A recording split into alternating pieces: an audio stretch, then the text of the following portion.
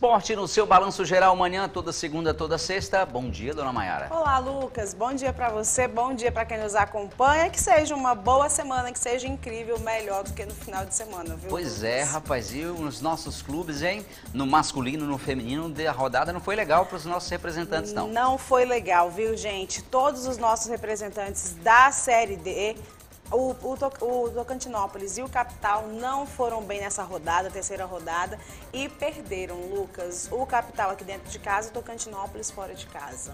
Capital, que enfrentou aí o Anápolis, que até então não tinha vencido, né, Mayara? Não tinha vencido, a gente até tinha comentado sobre isso, que o Capital ia pegar um time dentro de casa, mas infelizmente não deu certo, viu, Lucas? A gente vai conferir agora, então, os principais detalhes sobre esse jogo que aconteceu aqui no Newton Santos. Estádio Newton Santos e vitória do visitante. Vamos lá.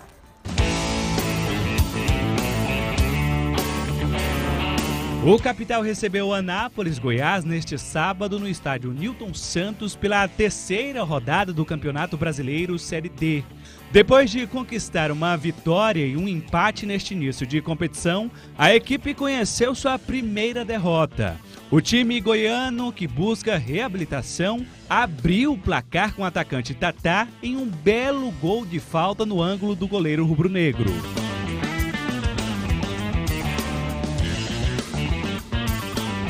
Aos 36 minutos do segundo tempo, o time goiano encontrou um espaço do lado esquerdo do atacante. E na bola cruzada rasteira, o mesmo Tatá marcou o segundo gol na partida.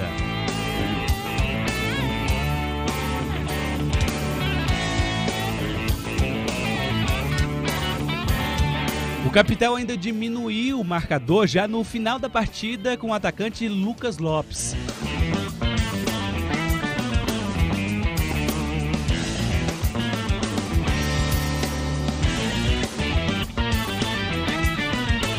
A derrota por 2-1 também foi a primeira em casa na competição nacional.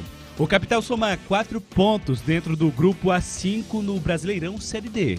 Na próxima rodada, o Capital viaja para o Goiás para encarar o Iporá, líder do grupo com os 5 pontos. Também nessa terceira rodada, o Iporá ficou no empate em 1-1 com o Craque jogando em casa no estádio Ferreirão. Na primeira fase do Campeonato Brasileiro Série D, serão 14 jogos para cada equipe que vão definir os classificados para as fases seguintes no sonho do acesso à Série C Nacional em 2025. Tá aí uma derrota dolorosa aí em casa, o Capital que começou bem, vencendo em casa na estreia, venceu o Real Brasília, né? Depois Isso. acabou empatando e tal, e agora essa derrota. Faz parte, agora a bola pra frente, chegou reforço aí durante a semana, vamos ver se recupera esses pontos contra o Iporá. Não é fácil não, lá em Goiás jogar contra o Iporá, Lucas, viu? como o Gaspar bem destacou, são 14 rodadas, gente. A pessoa pergunta assim, mas isso tudo e a hora de garantir aí as primeiras colocações é agora, né? O Capital estava bem, continua ali meio na situação favorável, porque ele está entre os 4 primeiros, está em 4º colocado, mas desceu um pouquinho ali, que estava bem melhor colocado aí na pontuação. Deixa as imagens para nós aí do jogo, Alisson, só pra gente trazer aqui um pouco do panorama da rodada, do resumo da rodada no grupo, né, no grupo do Capital, o grupo A5. Lembrando que o Iporá está na liderança e está um grupo embolado, né, Mayara? Tá, o Iporá aí segue com quantos pontos aí, Mayara? Agora, quem assumiu ontem, na verdade, foi o Brasiliense. Brasiliense chegou a 6 pontos, o Brasiliense, né? Com 6 pontos. Agora o Iporá foi para segundo colocado com 5 pontos, né? E o Craque de Catalão, né? Isso, também com 5, a mesma pontuação, só está ali por questões mesmo de colocação na tabela. E aí fica um pouquinho mais complicada a situação do Capital, porque vai pegar agora fora de casa, né, Lucas, a próxima rodada, contra um time que está liderando ali o grupo. Um time que fez um bom campeonato goiano, né? Tá um duelo contra os goianos. Você tem o Anápolis, você tem o Craque de Catalão, você tem o Iporá também de Goiás no grupo do Capital. Então os jogos da rodada do grupo, Mayara, ficaram assim. O Iporá e o Craque ficaram no empate 1-1. Capital perdeu para o Anápolis 2-1. O Real Brasília perdeu para o Brasiliense 2-1. E o misto do Mato Grosso ficou no empate com a União de Rondonópolis lá no clássico Mato Grossense, né? União de Rondonópolis, que foi o último desafio aí, né? Do empate fora de casa, né? Então a gente agora vai acompanhar principalmente essa semana para saber essa movimentação aí do Capital. O que eles devem fazer, Lucas, para se reerguer nessa próxima rodada aí. Claro, a gente vai trazendo todos os detalhes para vocês. E o Tocantinópolis perdeu, hein? Não deu bom para o Tocantinópolis, Verdão do Bico também não, viu? O Fluminense, ele saiu daqui, foi enfrentar o Fluminense do Piauí. A gente já sabia que seria um duelo assim mais complicado por ser fora de casa. A gente sabe que o Tocantinópolis sempre joga muito bem quando joga dentro de casa. E aí por lá foi um placar mais leve, digamos assim. Porém, não vieram os 3 pontos. 1-0 para o Fluminense, jogando lá em Teresina. O time da casa venceu o Tocantinópolis. Tocantinópolis caiu na tabela, viu, Mayara? Caiu, Lucas. Ele estava em quarto colocado. Caiu, chegou aí à 6ª posição, então com 4 pontos. O Motoclube é o líder no grupo do Tocantinópolis. Então tá aí, Motoclube é o líder, Tocantinópolis saiu do G4 e vai trabalhar bem essa semana para poder voltar para esse G4, que importa muito, viu, Lucas? Não é só ali a primeira colocação, mas os 4 primeiros tem sempre na classificação para garantir aí a próxima fase, para brigar por esse acesso. Rapidinho, batendo os resultados do grupo Tocantinópolis, River do Piauí e Altos também, o clássico piauiense ficou 1-1. O Águia de Marabá empatou com o Cametá no clássico paraense lá em Marabá, 1-1. E o Fluminense vencendo o Tocantinópolis no Piauí por 1-0. E o Motoclube no clássico maranhense venceu o Maranhão por 2-1. O Motoclube bem lidera embolado, né, gente? Essa situação, o time que ganhou a primeira rodada perdendo pro que perdeu na segunda rodada. Então tá bem embolado. Quer dizer que o Tocantinópolis tem sim grande chance e a gente vai acompanhar também essa movimentação no final de semana. Fator casa, né, Mayara? Os clubes precisam vencer em casa, não pode perder ponto em casa para poder classificar. Esses pontos aí do Capital vai precisar recuperar fora de casa, né? Precisa somar dentro de casa para se manter aí na briga pela classificação. Próxima rodada, o Tocantinópolis enfrenta o Altos do Piauí no próximo fim de semana, sábado, lá no Ribeirão, em Tocantinópolis. E também não deu bom, Lucas, para as meninas aí do Paraíso. Mas quase, hein? Eita. Inclusive, Suiane mandou um áudio, falou assim, ó, fala pro Lucas, que ele falou que a gente não ganhava fora de casa, das meninas lá. Nós ganhamos. Não, calaram minha boca. Eu falei, calem a minha boca. Foi, ela falou assim, no placar de tempo normal, que a gente chama, no tempo de 45 minutos em cada tempo, as meninas do Paraíso, gente, que perderam de 1-0 aqui lá em vacilo, né? Tomaram um vacilo em Pugmil, levaram o gol do Vila Nova, perderam de 1-0, mas ó, foram lá ganhar no Oba, lá em Goiânia, ganhar do Vila lá no Oba, em Goiânia. Inclusive, para mim é um resultado histórico.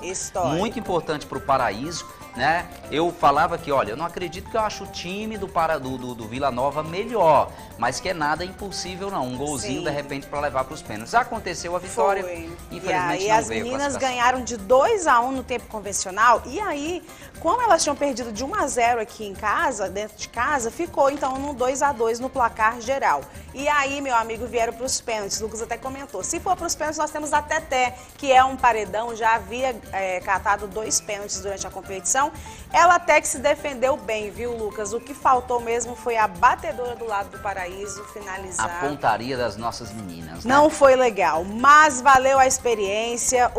O Paraíso foi lá, ganhou dentro da casa do Vila, que é muito importante. E, claro, a gente vai seguir sempre torcendo pelas meninas do Paraíso e, claro, pelo futebol feminino aqui do estado. Que precisem muito de apoio. A gente viu aí que as meninas do Paraíso foram guerreiras, tiveram que jogar lá em Pugmil, porque o estádio de Paraíso, nosso Pereirão, tá um absurdo. Senhor secretário de esporte, né? Senhor secretário de esporte, o senhor já foi deputado, o senhor já foi de futebol aí, né?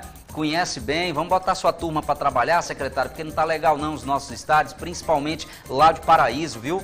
Não fique dando atenção somente lá ao Sem Limites, que é o time lá do seu assessor, tá bom? Vamos dar atenção pro Paraíso. Quem mexe com futebol não pode ficar torcendo não, viu? E eu digo o nome, senhor Fraudinês Friomari, dono do Sem Limites, que apoia. É importante o apoio dado pro Sem Limites lá de Araguaína, isso é importante. tá? Mas um gestor, quando tem um cargo público, ele não pode ficar como torcedor, viu, seu Fraudinês? O senhor tá como torcedor, apoie mais o Paraíso, apoie mais os outros times femininos no futebol tocantinense, porque o pessoal de Paraíso mostrou que é possível. Parabéns pelo trabalho da diretoria do Paraíso, praticamente ali sozinha, aos trancos e barrancos, né? Ah, não, ajudaram. Não, gente, tô falando de ajuda de verdade, ajuda como tem que ser, não é migalha, não. Migalha... Abraçar o time. É abraçar a causa, é uma competição importante. Ó, foi lá dentro de Goiás e venceu o Vila Nova dentro do Oba para mostrar que é possível. Senhor Fraudinês Friomari, Helenil, pessoal do esporte, vamos apoiar mais o futebol feminino e não ficar só no time, não. É importante o apoio dado ao Sem Limites, lá da nossa querida Araguaína, mas isso envolve todos os clubes que precisam do apoio da mesma forma, da mesma medida. Gestor não pode ser torcedor.